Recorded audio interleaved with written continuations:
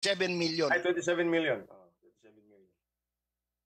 Ang pinakamahina na kalusot sa top 12. 15 million. 15 million. Lusot lahat. Lusot lahat. Oh, di ba? Visayas, Mindanao pa lang yan. Ang Luzon, tingin mo ba papayag yung Pangasinan? 3 million Pangasinense naturally behind Raul Lambino and the Duterte? Exactly. And mind you, Manong J, in the NCR area, Metro Manila, almost 30% now have Bisaya roots. 68%. 68%. Ano yan? Ginawa ko research niya, 1986-87. 68% pala. Hindi Bisaya. 30%. Wow. Visayas, Mindanao, lahat ng lahi. Tapos yung mas malaki pa rin after that are the Bicolanos. Siyempre, kaya istorya kita sa kadamo sang maboto sa Duterte, ang mga kasimanwa kag mga kauturan ni JB Hinlo. Exactly. And then hindi gina magpapilde sa Bisaya pa. And then pardon me for this is not to promote Aimee. Inendorso si Aimee ni VP Sara. Now that endorsement alone will bring the solid North vote firmly behind Aimee and firmly behind the Duterte. Correct. Di ba? Strategic yan eh.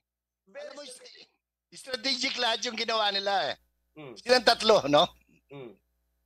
Rodrigo Duterte, VP Sara.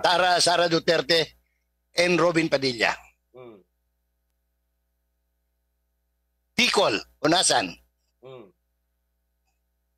Northern Luzon, Robin. Di ba? No. Central Luzon. Central Luzon. Strategic, Inday. Aimee, Solid North. Region 1, Region 2. Okay? Camille, Metro Manila, and Panay, Region 6. Plus the Nationalista Party of Manny Villar. Exactly.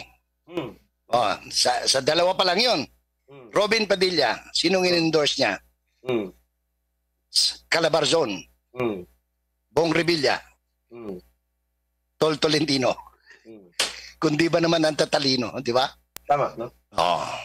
Ang tawag dyan sa warfare is strategic ambiguity. Correct. So that you will achieve the greater strategic objective of strategic clarity. And the strategic clarity now is to push for the Duterte. Correct. Using strategic ambiguity. So, yan ang hindi naintindihan ng mga kababayan natin. I hope they will understand. Kaya wala. Sabi nga, yung ginamit na salita MJ ni Pastor Kibuloy, simple lang. Wag lang tayong magmamaliw. Di lang tabukuan, basta ug sa Bisaya pa sa istorya sa kanto, permanente lang ang tako doy. Permi lang. Permi lang. Steady lang. Steady lang ba? Bahalag hinay, basta kanunay. Palag saging, basta labing-labing. Yan, correct. MJ. Correct, Sir Jay. At ano kaya ang magandang ma-advise din natin sa marami nating kababayan, especially malapit na, 6 na araw na lang, ay 5 araw na lang, election na. 5 days na lang. 5 days. Well, ako muna, ang ma-advise ko lang is number 1, talagang iboto natin yung Duterte. Bahala na kayo sa plus 2 dyan. Basta solid tayo sa Duterte. Mamili kayo sa mga Duterte-aligned party list. At kung ito ko yung mga komunistang party list. Halimbawa, pan sila Elmer ni Lito Lapid. Boto niyo si Lito Lapid, pero siguro siya ang napulo. Di ba? Siguro lang, no? Tapos, yun na nga, no? Dapat we should go out and vote. Kung po pwede na 95% turnout importante. Kasi pag may dayaan, no? Yung dayaan kasi mismo nandyan sa loob ng makina eh. At hindi yan pwede nilang dayain na talagang klaro. So, pagka malaki yung lamang natin, mahirap talagang dayain electronically. So, correct. That's one. And again, you continue to talk to your family. Yung kampanya natin ngayon ay nasa sa hapagkainan, sa kanto, sa tindahan. Tayo na mismo ang magkakampanya. Uy, ayaw siya kalimti na sa kwarto doy. Uy, sa kwarto po. ka na magduog na ng magtiayon ba? Ilagay na isgutan. Mao yun. Pero ano po yung, ay dagdag ko lang Manong Jay, no? MJ and Franco, no? Very strategic din yung inendorso ni Inday na 2 babae. Kasi walang babae sa linya nila.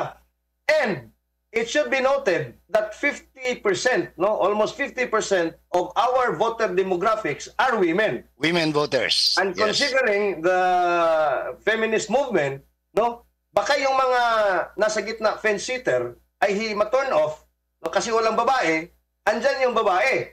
Now, yung feminist movement na yun, boboto sa 2 babae, no, I may perceive to be a strong, mature woman. Camille is in the millennial generation. Gen Z, Then, captured mo siya. Now, anong magagawa doon? Bibit-bitin na naman yung Duterte.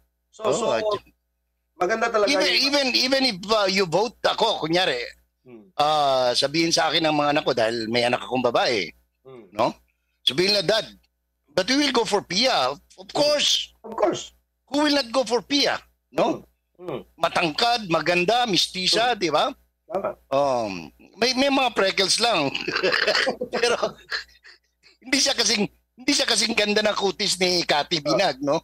Pero or ni pambansang dalaga, pero she's pretty, athletic pa, di ba? Athletic.